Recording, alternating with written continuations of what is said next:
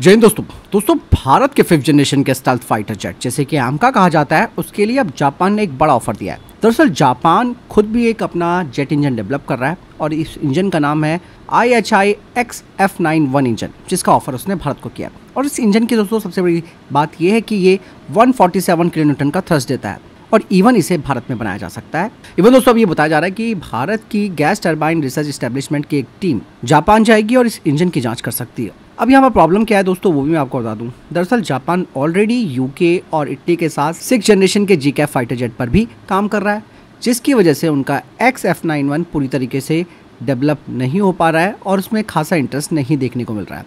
Even Bharat के AMCA के लिए फ्रांस और यूके दोनों ने अपने अपने इंजनों का ऑफर किया है और भारत इस साल के अंत या 2026 की शुरुआत में अपना एक पार्टनर तय कर लेगा जो भारत के साथ आगे 5th जनरेशन का इंजन तैयार करेगा।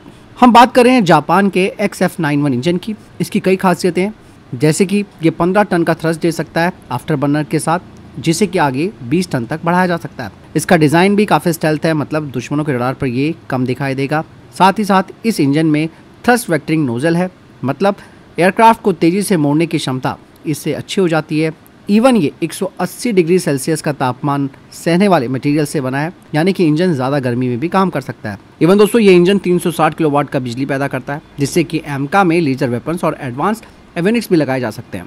और यहाँ पर दोस्तों चैलेंजेस जो हैं वो काफ़ी प्रॉब्लम भारत के लिए बन सकते हैं। पहला तो मैंने आपको बता ही दिया कि जापान का GCAP प्रोग्राम में शामिल होना।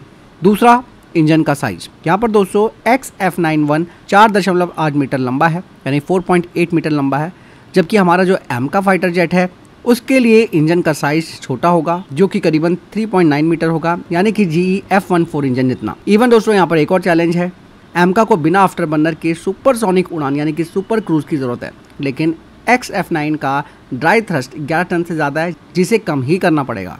हालांकि फिलहाल तो भारत के पास दूसरे देशों के ऑफर तो हैं, जैसे फ्रांस का सैफ्रॉन जो कि 100% टेक्नोलॉजी ट्रांसफर देने को तैयार है। M88 इंजन जो राफेल में लगा है उसी का एडवांस वर्जन भारत में बनाया जाएगा।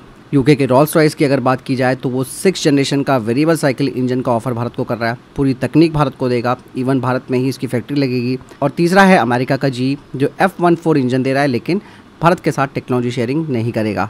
यहाँ पर दोस्तों जापान का इंजन ताकतवर है, लेकिन साइज और जापान की जो प्रायोरिटी इस वक्त GCAP को लेकर है वो एक बड़ी समस्या बन रही है। दूसरी तरफ फ्रांस और यूके का ऑफर भरोसेमंद लगता है, क्योंकि पूरी टेक्नोलॉजी ट्रांसफ़र करने के लिए तैयार है। दूसरी तरफ अमेरिका का इंजन अच्छा है, लेकिन टेक्नोलॉजी ना मिलने की वजह से भारत को फ़ायदा ही नहीं होगा इसका ज़्यादा। कुल मिलाकर दोस्तों कंक्लूजन ये निकलता है कि भारत इस साल के अंत और अगले साल की शुरुआत में जेट इंजन किस देश के साथ बनाएगा उसका फैसला लेगा, क्योंकि दोस्तों AMCA के लिए सही इंजन चुनना बहुत ज़रूरी है, क्योंकि 2035 तक ये इंडियन एयरफोर्स का मेन फाइटर जेट बनेगा। अगर भारत को पूरी टेक्नोलॉजी मिलती है तो भविष्य में भारत खुद के इंजन भी बना पाएगा।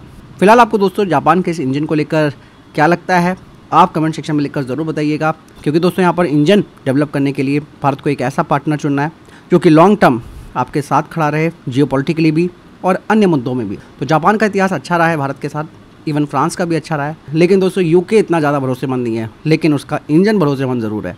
फिलहाल आपको क्या लगता है कमेंट सेक्शन में लिखकर जरूर बताइएगा। मिलता हूँ नई वीडियो के साथ। जय हिंद, वंदे मातरम।